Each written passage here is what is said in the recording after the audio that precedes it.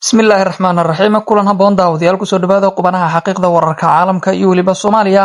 Qodobada qaybtan aan ku soo koobi doono hadii barnaamijku ka noqdo waxa qayb ka noqonaya wararka caalamka iyo waliba bariga dhexe kooda ugu dambeeyay rabnaa inaan daqiiqad yar halkan idinku soo koobno saaxiibayaal soo dhawaada. Kuna soo dhawaada Shariif Show.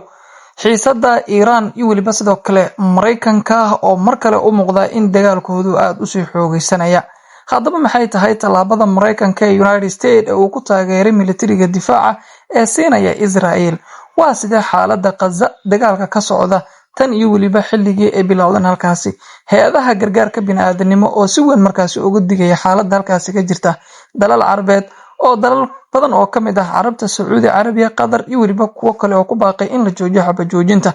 dhammaan qodobadaasi ayaan rabnaa sax inaan halkan ku qaadal dhigno iyo waliba wixii kale nagu soo kordha markuu horeysa muuqaalka noo like saaxiibayaal haddii aad ogaan leedin dad fara badan ayayna gaarsiinaysaa sidoo kale ku soo bir channelkana subscribe soo saar maasanidin soo dhawaada saaxiibayaal xiisada bariga dhexe mar kale ayay cirka isku sii shareeraysaa iyadoona u muuqata in talaabada tani ay qaadayso Iran iyo waliba sidoo kale Israel Mareykanku ay abuuri karto mid kale oo dagaal kale sii horiya iyadoo Iran duqeymo ba'an ay ku socdaan ayaa waxa haddana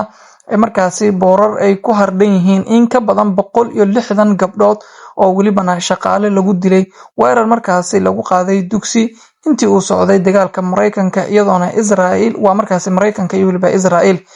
Iran ayaana markaasi qabatay aas qaran oo markaasi loogu sameeyay 160 arday oo gabdhaha oo markaasi iyo waliba shaqaale dugsi kuwaas oo lagu dilay weerarka markaasi ay sheegtay in ay fuleen Mareykanka iyo waliba Israel kadib markii duqeymaha dugsiga gabdhaha markaasi ku yaala magaalada Mindab ee koonfurta Iran gabi ahaanba markaasi ay basbeelaya weerarkan oo dhacay maalintii Sabtidii ayaana imaanaya maalintii ugu horeysay weeraradan wadajirka ah ee Mareykanka iyo Israel ay markaasi ugu qaadeen Iran waxaana markan la tilmaamaya in dhacdadii ugu dhimashada badnayd ee dalalka ilaa ay haatan ay noqonayso iyadoo militariga Israel ay sheegeen in aysan waxba ka jirin weerarka Mareykanka iyo Israel ay ka geysteen aaga si kastaba ha ahaatee intii uu socday dagaalka Gaza iyo waliba sidoo kale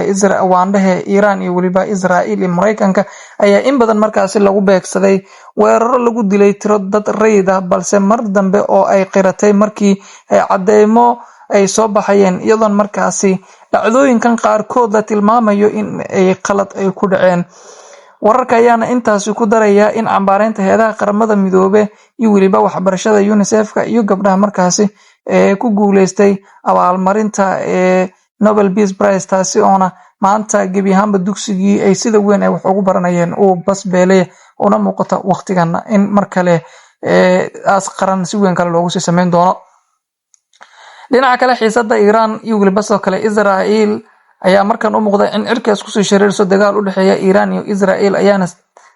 dagaalka u dhaxeeya Iran iyo waliba sidoo kale Israel ayaana sii xoogaysanaya kadib weeraro cirka ah oo ay isku qaadeen Iran oo ayna ku eedeynaysa Mareykanka iyo Israel inay weeraradan markaasi ay ku dileen dad rayid ah halka Israel ay sheegtay inay bartilmaameedsanayso kaliya xarumo military dhinaca kale doorka Mareykanka iyo United States ayaa taageero military iyo waliba difaac siinaya Israel iyadoon markaasi ay sheegtay in ay ka hortagaydo khatarta ay ka imaan karaydo in Iran ay kooxaha iyo waliba taageerada gobolada halkaasi saameyn xooggan ay ku yeelato inkastoo aanan wali si rasmi ah shaaca loo qaadin laakiin waxaa la warinayaa talaabooyinka ugu culus ee waqtigan halkaasi ka imaanaya iyo waliba qorshayaasha ka dhanka ee Mareykanka iyo waliba sidoo kale Israel ay la damacsan yihiin walow aan si cad waqtigan banaanka u imaanin laakiin saacadihii ugu dambeeyay waxaa dhacday duqeymo oo banaanka si weyn loo keenin taasi oo lagu tilmaamay in ilaa ay haatan qorshe cad markaasi Iran ay ugu degeen laakiin talaabooyin kale oo muhiim ah ayaa ilaa ay hadan laga wadaa oo waliba si weyn ay uga hortagayso isku dayga Israel iyo waliba sidoo kale Mareykanka wixii warar kale ka soo kordha halkan idinku kula wadaag doono arrimo badan ayaa jira saaxiibayaal idinka muuqaalka like meel dheer ay gaarsiinaysaa noo like garee subscribe tan saaxiibayaal inaga akhrinno channel ku soo biira mahadsanidin